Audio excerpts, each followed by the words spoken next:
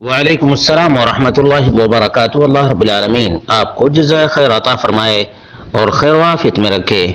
آپ کا سوال بینکنگ کے سلسلے میں ہے کہ بینک جو ہمارے ملکوں میں ہیں وہ تمام کے تمام سودی بینک ہیں، تو ایسی صورت میں کیا کرنا چاہیے؟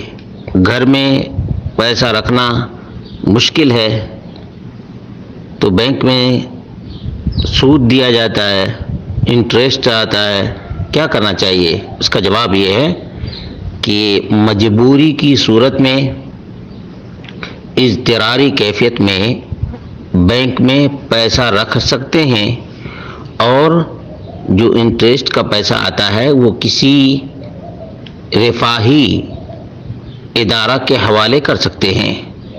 رفاہی ادارہ، جیسے آج کل بہت سے نوجوانوں کو قید و بند کی صعوبتیں جھیلنی پڑ رہی ہیں، تو ان کو چھڑانے کے لیے انٹرسٹ کے پیسے کسی ایسے ادارے کو دے دینا چاہیے جو مسلمانوں کی فلاح بہبودی اور محلے کی اصلاح کے لیے کام کرتا ہے۔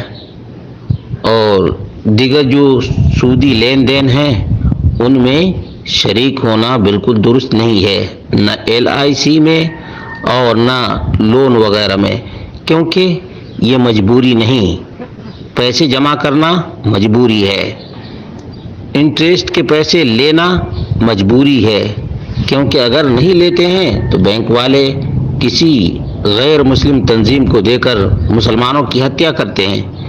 اس لیے انٹرسٹ کے پیسے مجبوری کی صورت میں لے کر کسی رفاہی ادارے کے حوالے کر دینا چاہیے۔ واللہ اعلم بالصواب۔